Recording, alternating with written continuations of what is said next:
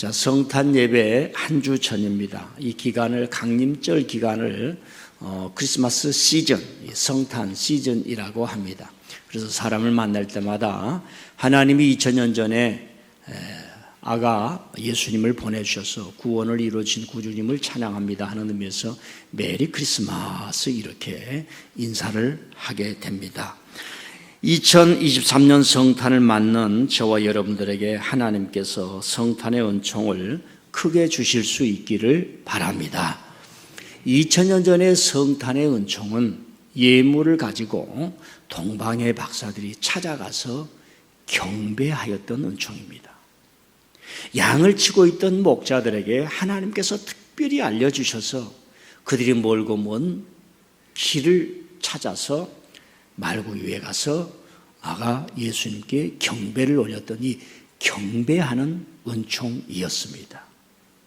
예루살렘의 기라성같이 신앙인들, 종교인들이 많았지만 깜깜하게 몰랐습니다. 하나님이 가르쳐주지 않았습니다.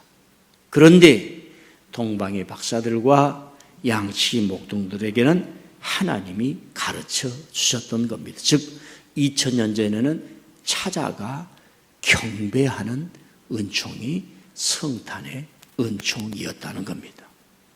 우리가 인류 역사를 알고 지식을 공부해 보면 누군가의 찬스가 왔을 때 그 찬스를 내 것으로 만든 사람들은 기대하고 고대하고 준비했던 사람들만 그 길을 따라갑니다. 목동들도 그랬을 것이고 동방의 박사들도 그랬을 것이고 하나님이 이 땅에 보여주신다는, 내려주신다는, 말씀해 주신다는 구주 메시아는 언제 오시나이까? 나는 천한 삶을 살지만은 주의 구주 강림을 기대하나이다. 이런 사고와 인생과 신앙을 가졌던 사람만 하나님께서 말씀을 주실 때에 그 길을 따라갑니다. 저와 여러분이 예배당에 올 때에 그 마음가짐이 너무 중요하다라고 말했던 사람이 미국의 노만 필 박사 목사님이셨습니다. 인류가 2000년, 예수님 이후에 2000년을 살아보고 사회생활을 하는데 사람에게 중요한 것이 머리가 아니더라, IQ가 아니더라, 마음이더라. 그 마음 공부를 가르친 사람이 목사님이셨습니다. 그 긍정적 사고라는 얘기를 했는데 예배당에 갈 때, 예배를 갈 때 하나님께 온 마음을 드리고 가자 하는 그 마음이 하나님의 말씀을 받게 하는 줄 믿습니다. 지난주에 저는 기도의 세계를 열어주신 예수님이라는 제목으로 말씀을 드렸습니다. 우리가 기도할 수 있는 이 배경에는 예수님의 이런 사역이 있었다. 너희들은 이렇게 기도하라. 그 너희들이 누구인가? 그리고 너희들은 하나님께 나아가서 하늘에 계신 우리 아버지로 부르라.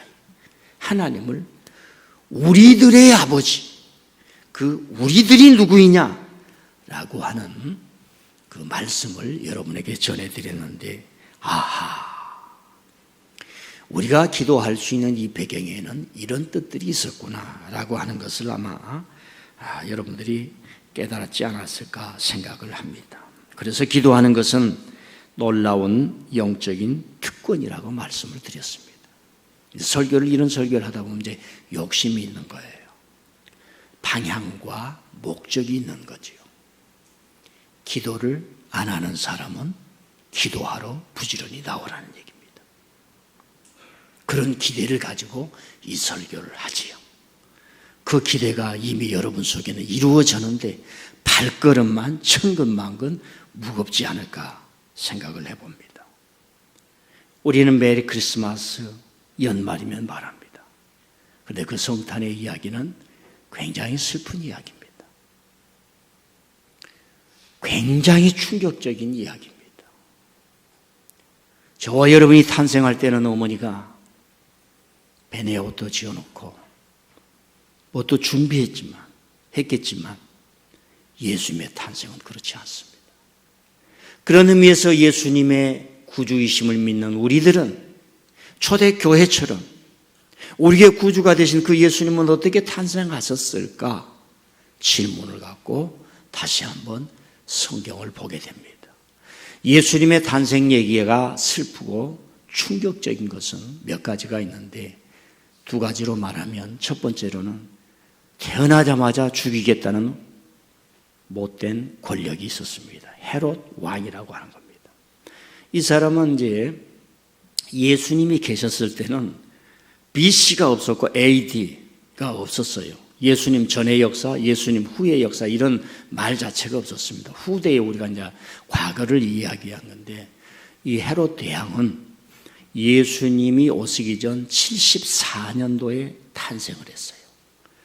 그래서 줄을 잘 서가지고 로마의 원로원으로 의해서 이 이스라엘을 통치하는 왕으로 임명을 받게 됩니다. 그래서 로마에서 다시 이스라엘로 와서 34년간의 왕 노릇을 해요. 그리고 역사적으로 보면 예수님이 오시기 4년 전에 죽어요. 근데 오늘 성경을 보면 그 헤롯하고 예수님하고 동시대로 나타납니다. 그러니까 우리가 성경을 보면 묘묘한 것이 너무 많아요. 저와 여러분은 믿음이 있지요. 믿음을 끊임없이 경건의 생활을 통해서 깊게 만들고 실천을 통해서 꽃을 피우고 그런 가운데 성경을 통해서 지식을 알아갈 때에 든든해지는 거지요. 그런데 오늘 보면 그 헤롯이 예수님을 죽이려고 했던 거예요. 그래서 좀 역사적 계산이 조금 어렵다. 1년은 365일, 지구가 태양 주위를 365번 돈다는데 이게 정확하지 않는 거예요. 그래서 하루를 더 만들기도 해서 2월 29일이 생기듯이 모든 인간의 계산과 측정은 상당한 오차가 있다는 것을 우리가 알고 이 성경을 대합니다. 자, 보세요. 여러분들이 탄생했을 때에 어떤 힘과 권력들이 다 죽이겠다 하면 어떻게 하겠습니까? 우리는 근년에 내가 탄생할 때 날 죽이는 사람은 없었지만 내가 두 발로 이 땅을, 대한민국 땅을 거리를 돌아다닐 때 날 죽이려고 했던 사람은 저는 20대에 너무나 많이 있었습니다. 그 자들이 누구인지 저는 제 가슴에서 지울 수가 없고 우리 동년배들은 그런 흑암의 세계가 있었듯이 예수님이 탄생할 때 저놈 죽여라 군대를 풀었던 이야기 때문에 예수님의 탄생 스토리는 우리하고 조금 다르고 충격적이고 상당히 슬픈 이야기가 계속된다는 얘기입니다. 우리가 오늘 성탄을 맞으면서 메리 크리스마스 하지만은 단순히 내가 은혜 받고 나에게 구원자 되심이 있는데 그 속에 들어가면 그 구원자는 피나는 눈물과 고통과 험악한 죄의 길을 걸어가면서 저와 여러분의 친구가 되고 구원자가 되었다는 그것을 우리가 헤쳐 알도록 주님은 우리를 초청하고 있습니다. 두 번째, 성탄의 이야기가 슬프고 충격적인 이유는 마리아에게 있습니다. 우리는 예수님이 어떤 과정을 통해서 탄생했는지를 알고 있습니다. 우선 마리아 얘기는 좀 후에 하고요. 이처럼 예수님의 탄생에 대한 슬픈 이야기가 오늘 우리에게 과연 별빛 같은 희망이 어떻게 되었을까라고 하는 겁니다. 성탄은 모든 사람에게 희망의 이야기가 됩니다. 예수님의 탄생 이야기와 함께 그 탄생의 주인공이셨던 인격적인 예수님의 스토리, 지저스 스토리, 예수님의 역사, 예수님의 인격 그 자체는 모든 사람들에게 희망이 되고 성탄절이 되면 인류의 모든 사람들이 종교가 다른 것 빼고는 그분의 오심을 축하하고 경배하고 또 축제를 맡게 됩니다. 제가 설교를 하면서 이렇게 슬픈 이야기가 어떻게 우리에게 별빛 같은 희망의 이야기가 될까를 말하기 전에 오늘 우리 주위에 예수님처럼 비참한 탄생 이야기로 죽어가거나 생명이 해해지는 일들이 너무나 많은 것에 대해서 눈을 뜰 필요가 있다는 겁니다. 지난주에 저는 기도 주간을 맞이해서 차를 타고 어디를 가는데 큰 버스가 하나 있는 거예요. 그 버스에 어린아이들의 사진이 나옵니다. 실종 아이들을 찾아주세요. 저 회사를 제가 사무실에 와서 찾아보기를 시작했습니다. 건축 자재를 생산하는 회사인데 그 사장님이 사회적 기업의 모토를 가졌는지 아니면 어떤 생각을 가졌는지 너무나 많은 아이들이 잃어가고 있으니까 이 아이를 찾아주십시오 하면서 좀 홍보대사라고 할 수가 있겠지요. 아마 이제 사회적으로 그 연예계에서 활동하는 사람을 사진을 만들어서 저렇게 회사 차를 움직이면서 아이를 찾아달라고 하는 애끓는 이야기를 제가 보고 차를 세우고 저것은 내가 사진을 찍어야겠다 해서 여러분들에게 지금 보여주고 있습니다. 예나 지금이나 아동, 유아 살해는 끔찍할 만큼 너무나 많이 일어난다고 하는 사실입니다. 뱃속에 아기가 있는데 여자아이라고 생명을 끊어버린 일이 인간이 살아온 역사입니다. 우리는 법으로 보호를 했지만 얼마 전까지만 해도 지금도 여아라고 그리고 아이들의 생명권은 부모님이 가지면서 하루아침에 죽일 수 있는 것이 너무너무 많습니다. 70년대, 80년대 생생하게 들렸던 구호 하나만 낳아 잘 기르자 할 때에 어느 누구를 막론하고 사람들을 모이면 나는 낙태했네. 제가 부목사로 있을 때도 집사님들이 서스름 없이 아이가 생겨서 낙태를 했다라고 하는 이야기를 그것이 너무나 자연스러운 것이냐 했던 그런 기간이 있었습니다. 제가 이 이야기를 하면서 굉장히 조심스러워요. 왜? 우리들 가운데 그런 경험을 한 사람이 있기 때문에 그런 당사자에게 그 일이 잘못되었습니다라는 설교가 아니에요. 유아 살해라고 하는 그 어린아이에게도 해야 하는 그와 관련된 모든 사람이 당하는 이 고통 이런 것들이 얼마나 큰가 우리가 생각해 보자는 얘기입니다. 지금 집을 잃고 부모를 잃은 아이들이 너무나 많다는 한 해에 2만 명의 어린아이 18세 이하 실종 신고가 나옵니다. 그러면 평균적으로 한 해에 18세 이하 어린아이 500명은 돌아오지 못합니다. 18세 이상 어른들의 실종 신고는 6만이 넘습니다. 한 해에. 재밌게 갑시다. 옆 사람에게 길 잃지 마세요. 다시 한번 교회 잃지 마세요. 저는 보도를 봤습니다. 인터넷 들어가가지고 젊은 사람들이 모르니까 심심하니까 자기 주위에 관계가 없으니까 외국인 알기를 시작했네요. 여행을 갔어요. 젊은 사람들 비행기표 하냐 그러면 어디든지 갈 수 있습니다. 대한민국 여권 가지고 안 갈 수가 없어요. 지상낙원 파라다이스를 찾아갑니다. 시신으로 돌아옵니다. 왜? 장기 매매자에게 걸린 겁니다. 이런 사람들은 우리가 생각하는 상상 이상의 방법을 가지고 저와 여러분의 영혼을 낚아채는 일에 선수입니다. 자, 6만 명의 실종신고 성인들이 돌아오는 신고가 되는데 1000명은 매년 1000명은 죽음으로 돌아옵니다.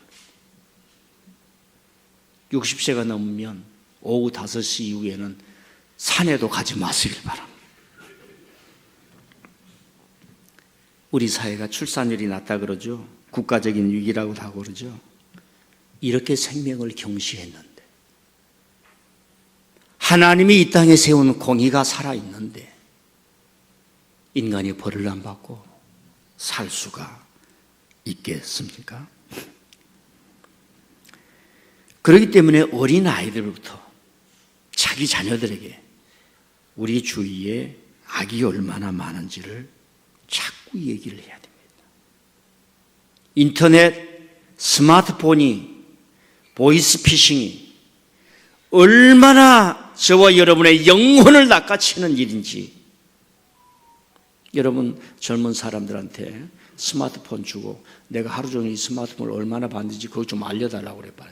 거기 보면은 당신은 지금 네이버를 얼마를 받고 다음을 뭐 얼마를 받고 영화를 뭐 얼마를 받고 몇 시간을 받고 유튜브를 몇 시간, 그게 쭉 나와요, 통계가. 그리고 자기를 체크할 수가 있는 겁니다. 성경은 얼마나 봤는가? 성경은 본 적이 없음.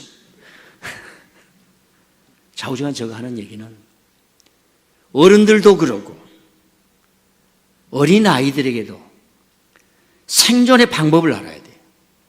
그러려고 하면 무엇이 악인지 무엇이 선인지를 알아야 하고, 악은 모양이라도 버리라. 한번 따라합시다. 악은 모양이라도 버리라.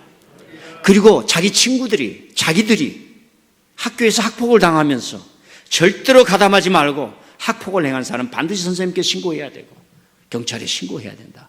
가르쳐줘야 되고, 그리고 어떻게 해서든지 공부하고 잘 되어서 정의감을 가질 수 있는 사람이 되어야 한다는 말이에요.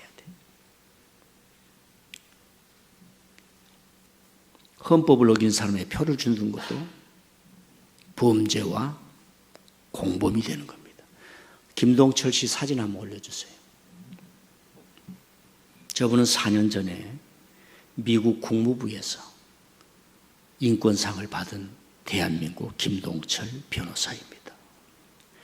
대한민국 어업을 하는 분들이, 한국 젊은이들이, 한국인들이 오지를 않으니까 외국인들을 데려다가 여권 뺏고 통장 뺏고 감금하고 심지어 죽이는 일까지 이랬는데 비밀리 탐사하고, 그래서 그걸 보고를 한 거예요.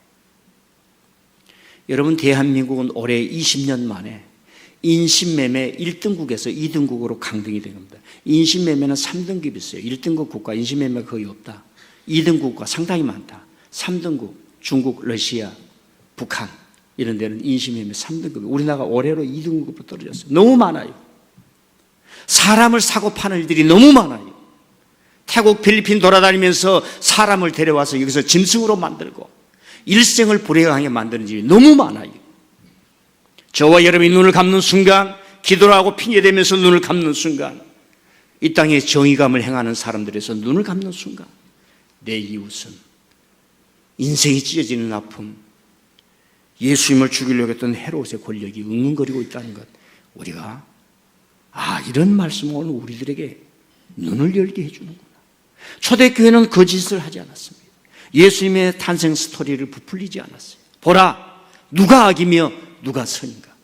쫓겨가는 사람이 선인가? 죽이려고 칼을 들고 아이를 죽이겠다고 군대를 푸는 놈들이 죄악인가? 똑똑히 보고 살아라. 그게 초대교회가 마태복음을 통해서 우리에게 해준 말씀입니다. 자, 이제 왜 이런 폭력적이고 슬펐던 예수님의 탄생 이야기가 우리 인류에게 희망이 되고 별빛 같은 이야기가 되는가를 말씀하면서 그런 역할을 했던 사람이 있어요. 첫 번째는 아버지입니다. 아버지. 하나님께서 이 아버지를 통해서 말씀합니다. 성경을 한번 읽어볼까요? 또 성경을 읽으면 좋죠. 13절 읽어보십시다. 시작. 그들이 떠난 후에 그들은 동방의 박사들입니다. 주의 사자가 요셉에게 현몽하여 이르되 헤롯이 아기를 찾아 죽이려 하니 일어나 아가와 그의 어머니를 데리고 애굽으로 피하여 내가 내게 이르기까지 거기 있으라 하시니. 오늘 읽을 말씀은 예수님이 탄생했어요. 동방의 박사들이 와서 경배를 했습니다. 그러면서 시간이 갔겠죠. 동방의 박사들이 떠났습니다. 그런데 갑자기 주의 천사가 요셉 아버지에게 임한 겁니다. 성경에 참 묘미가 있어요. 마태복음은 아버지가 나오고 누가복음에는 어머니가 은혜 받은 게 나와요. 그 집에서도 어머니, 아버지가 같이 은혜를 받아야 돼요. 아멘. 옆 사람이 같이 받읍시다. 한쪽만 받으면 이게 문제야. 그래도 이제 목사님 저는 한쪽만 받은 것 같은데요. 기다리면 곧 받을 날이 올 겁니다. 못 받으면 죽는 거고 뭐 그렇게 살아야죠. 그러니까 요셉에게 임한 거예요. 하나님께서 요셉아 요셉아 급히 아이를 데리고 떠나라. 하나님이 빠릅니다. 하나님이 보호하시고자 하면은 하나님은 헤롯의 군대보다도 빨라요.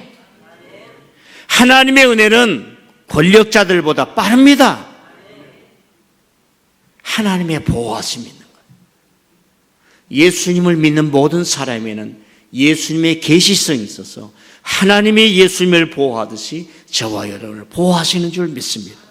예수님이 뭐라고? 나는 생명이라고 했어요. 그 생명이라 이 말은 우리가 이제 공부를 하다 보면 철학적으로 자꾸 일을 하는데 예수님은 불덩어리에 들어가고요. 불 속에도 들어가고 물 속에도 들어가고 안 들어가 본 데가 없어요. 날 봐라, 날 봐. 날 생명이다. 우리가 대체적으로 그런 말을 하죠. 불사조라고. 옆 사람 얼굴 하면 이 사람 불사조인지, 민들께서 불사조처럼 살 건지 물사조처럼 살 것인지 한번 보십시다. 참 대단한 거예요. 하나님이 요셉을 통해서 생명을 보호한다는. 자, 여러분 보십시다. 하나님이 여러분에게 말씀에 감동을 준다 그럽시다. 여러분 어린아이를 데리고 피난 가는 건 죽는 길이에요. 어린아이를 데리고 지금 피난 가는 길은 죽는 길이라니까요. 그 길을 걸어가야 돼요. 하나님에 대한 절대 믿음이 없으면 떠날 수가 없습니다. 신앙생활 하는 거요, 초대교회부터 지금까지 하나님을 절대 믿지 않으면 불가능해요. 하나님을 절대 믿어야 주일도 지키는 줄 믿습니다. 간단해요. 지금 모든 것은 신용, 크레딧, 여러분이 어떤 사람이냐는 통계로 나와요. 통계. 교회 몇 번 왔느냐 이 말이에요. 딱 10가지만 질문하면 다 나온 겁니다. 야, 합격, 불합격. 합격하신 분 아멘. 아직도 불합격하신 분 아멘. 열심히 하셔서 합격하면 돼. 두 번째는 마리아입니다. 마리아 알다시피 10대 후반쯤 되지 않을까. 중반에서 10대 중반에서 20대 전. 그러니까 옛날에는 고대 시대는 이 정도 되면 성인입니다. 우리는 학교에 가서 공부를 하려고 학과 과정을 마치려고 자꾸 성인이 되는 기간을 늘렸어요. 이 현대 사회가. 그러니까 아이가 어려요. 심리학에서도 어린인데 아이가 있다 이런 말을 하지 않습니까? 어른이란 말입니다. 그런데 이 10대지만은 마리아는 세상을 아는 거예요. 토라의 세계가 무너졌구나. 하나님을 믿는 율법 종교의 세계가 타락을 했다는 걸 알고 있습니다. 로마 같은 거대한 제국들이 온 땅을 차지할 때에 하나님의 강력한 구원과 심판을 갈망하는 종말적 기대가 그때 당시에 번져갔는데 이 마리아는 누구보다도 예민했어요. 간단한 거지요. 여러분 유관순 누나는 영원한 누나 10대 후반이지만은 나라가 일본에 먹혀서는 안 된다. 다시 일어나야 된다. 다시 얻어야 된다. 다시 회복해야 된다. 그걸 안 거예요. 여러분요, 사람은 살아갈 때 뭔가 부딪히는 게 있습니다. 내 인생이라고 하는 게 뭔가 부딪히는 거예요. 그때 바꿔지는 거예요. 그때 변화되는 거예요. 주 예수님을 믿어라. 그때 바꿔지는 거예요. 그때 변화되는 거예요. 그 신비한 걸 경험하는 거예요. 하나님이 이것을 요소에 다 놓았어요. 받아들이면 돼요. 영접하면 돼요. 주여 내가 믿습니다 하면 돼요. 아멘 하면 돼요. 소름도 오고 그러니까 빨리 이럴 때는 아멘 좀 해요. 괜찮아요. 히터 좀 꺼주시고. 마리아는요 10대 중반이지만 이 세상이 이렇게 가면 안 되겠구나. 이 세상은 죄악들은 심판받아야 되겠구나. 대법원에서 다 땅 심판을 내려야 되겠구나. 그래야 샘물결이 오는구나. 노아는 그걸 알았기 때문에 꼭대기에 올라가서 배 짓는 겁니다. 여러분은 그걸 알았기 때문에 이미 은혜 속에서 지금 신앙의 집을 지으면서 살아가는 줄 믿습니다. 여러분의 신앙을 지키는 줄 믿습니다. 그러니까 마리아가 얼마나 대단해요. 천사가 찾아옵니다. 마리아여 무서워 말라. 너는 은혜 받은 자이다. 하나님의 은혜를 입었다. 구주가 탄생할 것이니 그 이름을 예수라 하라. 이는 저가 저희 백성을 자기 죄에서 구원할 자이십니다 하는 거예요. 조금 갈등을 겪었겠죠. 왜 저입니까? 주여 말씀대로 이루어지이다. 주여 주의 종이오니. 옛날에는 성경이 주님의 계집종이오니 그걸 낮추는 거죠. 사회적으로 그때 여성들이 그렇게 힘을 발휘하지 못했던 시대니까. 제가 주님의 종이오니 그 말씀 그대로 이루어지옵소서. 불가능합니다. 제가 목회를 하면서요, 여러분들에게 많은 것을 요청을 할 때가 있었습니다. 큰 거 아니었어요.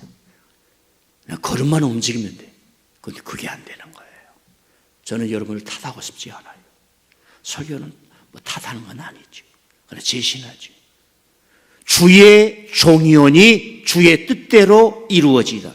여러분, 마리아는 우리 이제 거룩한 예배를 드리고 그러다 보니까 없었지만, 마리아는 일생 동안 아버지 없는 애를 잉태했다고 스캔들을 받는 겁니다. 손가락질을 받는 겁니다. 그러니까 예수님의 슬프고 폭력적인 사회 환경 속에서, 바람 앞에 등잔불 같은 자기의 탄생의 스토리 속에서 자기 생명을 잃어버리지 아니하고, 하나님의 보호하심과 아버지의 보호하심과 어머니의 보호하심 속에서 생명이 무엇인가를 알았고, 하나님의 은혜를 받아서 많은 사람들에게 나는 생명이라. 베드로야, 너도 살 수 있어. 너도 기도할 수 있어. 일어설 수 있어. 이런 많은 것들이 이 속에 있는 거지요. 저와 여러분이 마리아로 한번 돌아가 봅시다.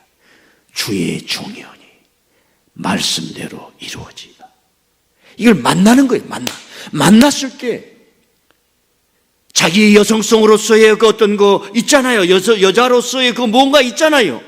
그걸 주님께 드리고 포기하고, 하나님의 뜻이, 구원의 뜻이 이 땅의 죄악은 심판받고 주님의 의는 이루어지기를 바라나이다. 그 거대한 비전, 내가 회사를 잘하고 사장이 되고 뭐 높은 자리에 올라가고 용말 위에 앉고 그런 것이 비전이 아니라 하나님의 뜻이 이루어지기를 원하나이다 하는 게 비전이란 말이에요. 큰 게 아니에요. 하나님의 일은 적은 거지. 그 일을 마리아가 해낸 거죠. 그리고 이후부터 여인은 순박했던 여인, 하나님의 기대를 가졌지만 강철 여인이 됩니다. 신앙의 강철 여인이 됩니다. 어머니, 옛날에 학교도 없었고요. 그래서 때 어머니가 자녀에게 대해서 가르치지 못했다면, 예수님의 쓰는 언어, 심령이 가난한 자는 복이 있나니 천국이 저희 것이며, 서기관들, 그때 당시 최고의 엘리트들이 무슨 대학 나오는 그런 최고의 서기관이어서 성경을 쫙 알고 기록을 하고 전달하고 가르치는 율법사들과 서기관들과 같이 아니함이로라. 사람이 뭔가 다른 거예요. 놀라는 거예요.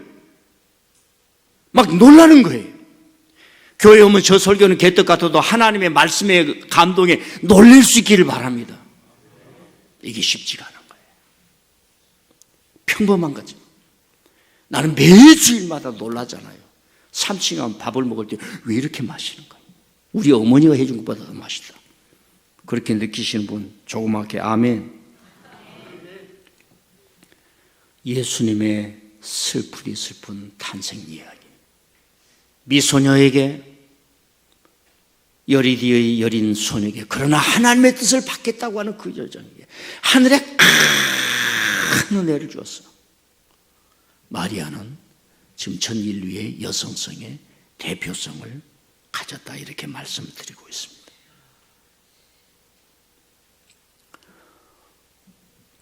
생명을 보호하는 일, 예수님의 그 바람 앞에 등잔불 같은 예수님의 생명을 보호하는 일이 얼마나 위대한 것인가. 그 자체가 눈물이고 아픔이고 고통이고. 여러분의 어머니들 얘기를 들어봐요. 네가 태어날 때 말이야, 어쩌고 저는 우리 어머니 항상 하는 얘기가 있었어. 너는 태어났는데 파리하다는 거야. 꿈을 꿔도 꼭 막대기같이 파리가지고 곧 죽을 줄 알았대. 옛날에 어머니들 여러 번 배운 말이에요. 그 슬프디 슬픈 것 속에서 나오지 않는 젖을 먹이면서, 동네 젖을 먹이면서, 그 쌀뜨물을 먹이면서 키워낸 사람들이 다 어머니였고 여러분들이었어요. 그런데 지금 이 생명을 예수님처럼 귀하게 여기는 마음이 없었어야 되겠습니까? 폴란드의 한 여인이 아이를 가졌어요. 폴란드는 낙태를 금하는지나 그것까지는 공부를 안 했어요. 조사를 안 했습니다. 한국에 와서 낙태를 하려고 그랬어요. 그런데 그 자세한 내막은 모르지만 자우장 아이를 낳았어요. 3일 만에 도망가 버렸어요. 자기 나라로. 애기가 신생아 실에 남았네. 이거 어떡하겠어요? 한국인도 아니고 단군 자손도 아니고 몽골 반점도 없네. 폴란드 사람이 입양을 해갔어요. 아름아름 해가지고. 그리고 파양을 했어요. 러시아 사람이 다시 입양을 했어요. 다시 파양을 했어요. 이 피덩이지만 그때부터 이 아이가 아는 거야. 불안의식이 들어가는 겁니다. 어찌 해가지고 4살 때 이 아이가 한국으로 다시 건너는 거예요. 부모 없이. 그러다가 어떤 한 여인을 만나서 입양을 해요. 그리고 이름을 성경에 사무엘의 엄마의 이름을 여하니까 지어줬습니다. 한 몇 년 키웠어요. 한 5년 키웠는가. 이 여인이 암이 걸린 거예요. 삐약삐약하는 아이를 데리고 암이 낫지를 않으니까 마지막 재활 요양원병원에 입원을 하게 되는 거예요. 병이 낫지를 않은 거예요. 아이는 키워야 하는데 그 얼굴은 백인이고 머리는 금발이고 코도 다르고 입도 다르고. 자, 보게 머리가 살길려 죽는 거예요. 원장님 허리를 붙이고 자기에게 찾아옵니다. 원장님 내가 죽으면 이 아이 키워줬어. 눈물로 하는 거예요. 그리고 이 여인은 어머니는 엄마 죽으니까 3번째 엄마가 죽습니다. 그런데 원장님 부부도 이 아이를 입양할 수가 없네. 생긴 것도 다르고 아이가 지적장애 3급이에요. 지금은 18살인데 10살밖에 진행이 안 돼요. 어린아이들처럼 세종대왕 이야기나 읽을 정도예요. 물론 활동은 잘해요.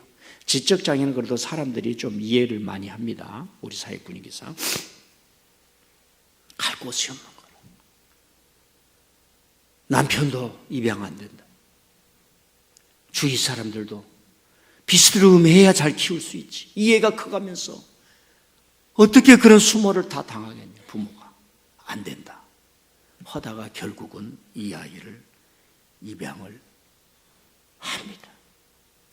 그리고 지금은 둘째 딸이 되었어요.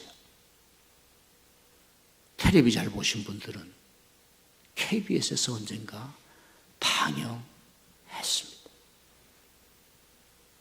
그 아이가 학교에 가면 많은 사람들이 외국인인 줄 알고 영어로 말을 걸어오는데 그때 충격을 받는데 자기는 나는 한국 사람인데 알지도 못한 영어를 하니까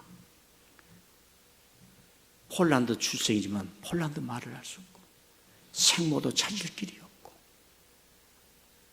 그 부모가 말합니다. 파양을 너무나 많이 했기 때문에 이 아이를 차를 태우고 가면 잠을 안 잔다는 거예요. 불안의식이 있었어. 또 어디로 버릴까. 그런데 이제는 이 부부의 둘째 딸이 되었어. 많이 부족하지만 이 가정에서 자녀로 지금 성장하고 있는 이야기. 제가 말씀드리는 것은 생명이란 무엇인가. 제가 이번에 성탄 이야기를 하면서 예수님을 사랑으로 치환을 해봤어요. 성경에서 이상하게 기독교는 하나님은 사랑이시다 그러잖아요. 여러분, 사랑하는 사람은 많이 아픕니다. 자기를 다 줘야 되니까. 사랑하는 사람은 죽습니다. 사랑하다가 죽어요, 자기가. 우리는 마리아와 요셉 속에 예수님의 생명 속에 그 생명이 하나님이 담재한 생명이 얼마나 귀한가. 여러분과 저의 생명 마찬가지로 예수님의 생명만큼 소중한 줄 믿습니다. 근데 우리는 너무나 엎치락뒤치락하면서 지금도 너무나 많은 생명 혐오의 사상이 있어요. 노동자를 천시하고 일하는 사람을 천시하고 교인들이 와서 교회에 와서 그냥 예배 드린다고 그냥 가버리고 몸 하나 쓰지 못하는 것, 이런 신앙이 과연 필요가 있을까?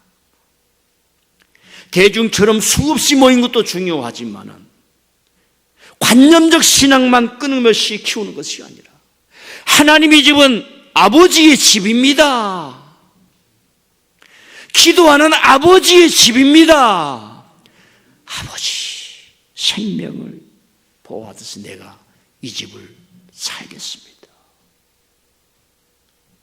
사람의 사랑이 그냥 중립에서 나오지 않아요. 아프고 눈물 흘리고 어렵고 힘들 때 여러분 속에서 사랑이 불일듯이 일어난 줄 믿습니다.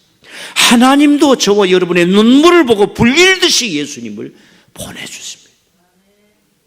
여러분 사랑은 그런 거예요. 사랑하다가 힘들면은 그저 눈물 흘리고 하나님께 호소하지 낙심하지는 마십시다. 사랑은 그런 거예요. 리투니아라고 하는 나라가 있어요. 유럽에 지금은 독립이 되었습니다. 우리나라가 올림픽을 할 때 지금 독립이 되었어요. 이 나라도 소련의 합병이 돼가지고 일본이 우리나라를 짓밟듯이 다 짓밟았어요. 그래서 그때에 그런 애절픈 노래를 자기 나라의 운명을 말아가준 인생이라 하는 노래로 한 1900 지금부터 40년 전에 발표가 됐어요. 그 가사가 대체로 이렇습니다. 내가 아주 어릴 적에 지치고 힘들어할 때 난 다급히 서둘러서 엄마를 찾았었지. 난 꽉 붙잡았었지. 엄마의 앞치마를. 그러자 엄마는 나에게 웃으며 말씀하셨지. 주었지 소녀에게 생명을. 그런데 잊었어 내가 한 가지를 잃었어. 소녀에게 행복을 주는 것을. 뭐 이런 식으로 나가는데요. 이 가사가 중요한 게 아니라 곡이 중요해요. 이 곡을 한국 사람이 듣고 예수님의 이야기를 만들어 버렸어요.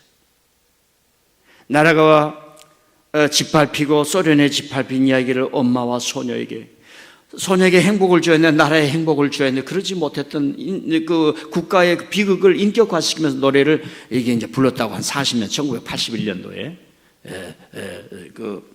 1981년도에 그러니까 독립하기 전에 리투니아 지금은 독립했어요.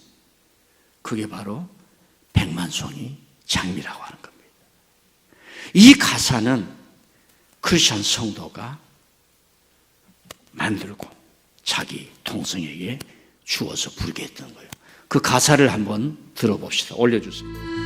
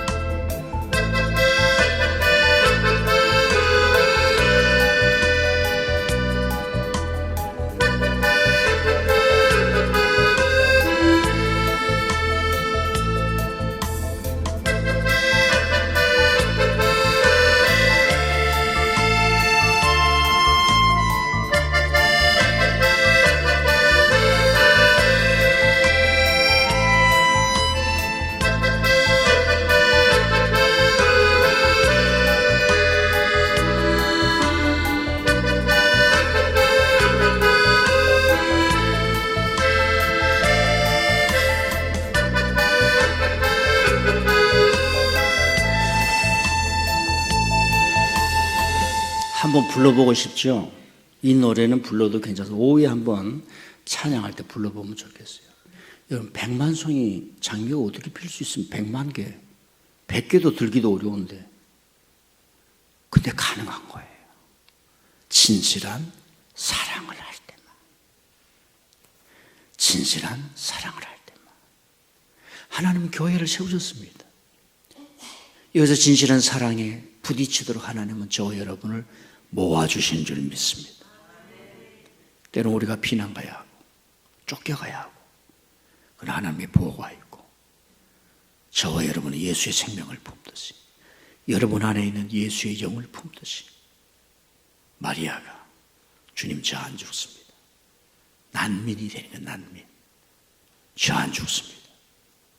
저 안 죽습니다. 주님이 보호하셨으면 안 죽습니다. 우리에게 뜻은 인류의 구원자의 희망이 되라고 하는 뜻이기에 안 죽습니다. 올 한 해도 다 지나갑니다. 얼마나 힘들어요. 예배에 오지 않으면 이길 길이 없어요. 하나님께서 여러분의 생명에 그런 축복을 주실 수 있기를 바랍니다.